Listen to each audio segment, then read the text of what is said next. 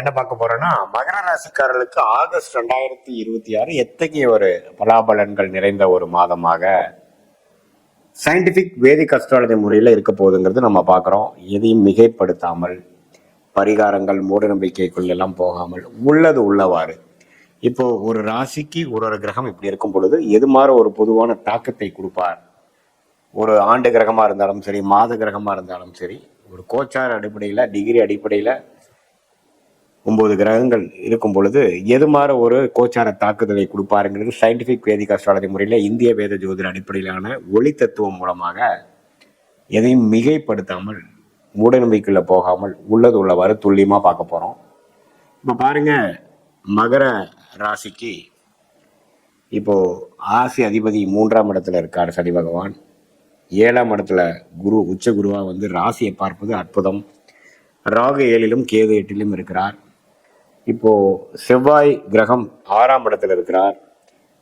சூரியன் புதன் 7ஆம் இடத்துக்கு மாதத்தின் ஸ்டார்டிங்லேருந்து 7ல் குருவோட சேர்ந்து இருக்கிறது நல்லது.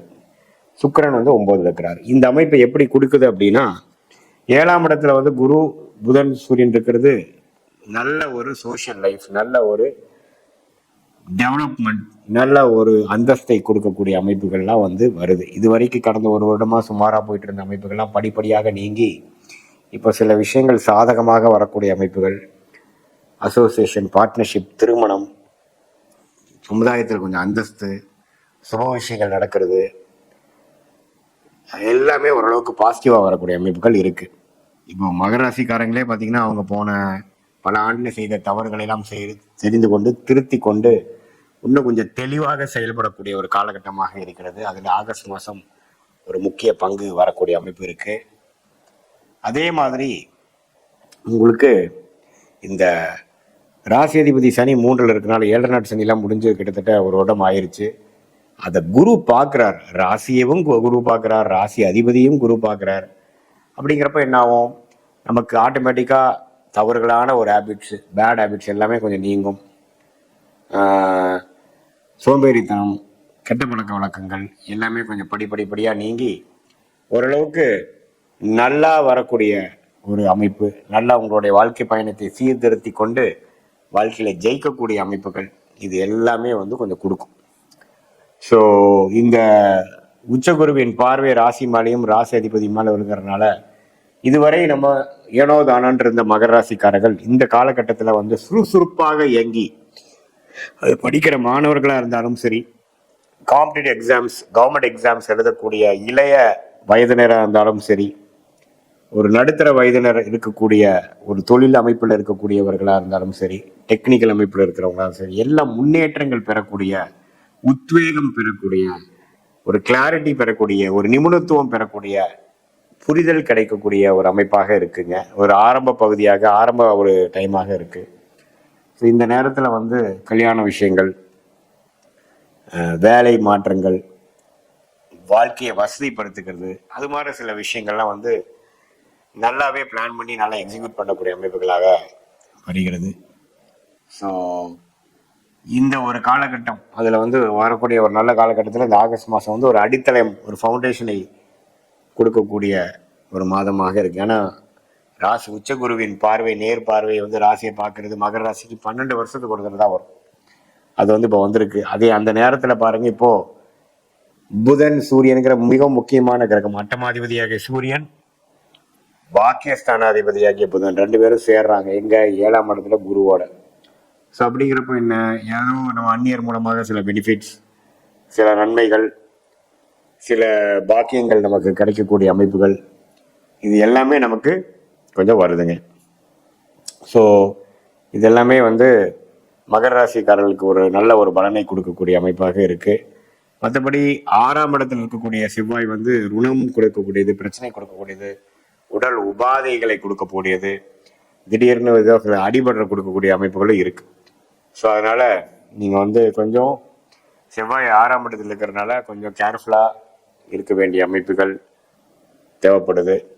ஸோ நீங்கள் வந்து அந்த உடல் உபாதைகள், சூடு, ரொம்ப ரிச் ஃபுட் சாப்பிட்டு அஜீர்ண கோளாறு ஆகுறது, அது மாதிரி விஷயங்கள் எல்லாம் கொஞ்சம் கவனமாக இருக்கணும். செவ்வாய் 6ஆம் இடத்துல இருக்கும் பொழுது அது ராசியவே 8ஆம் பார்வையா பார்க்கும் பொழுது எல்லாமே ஓரளவுக்கு பாசிட்டிவா தான் இருக்கு சாமி நீங்க சொல்ற மாதிரி. ஆனால் திடீர்னு ஏதோ ஒன்று நடந்துருச்சு அப்படிங்கிற மாதிரி விஷயங்களும் இருக்கக்கூடிய அமைப்புகள் தான் இருக்கு.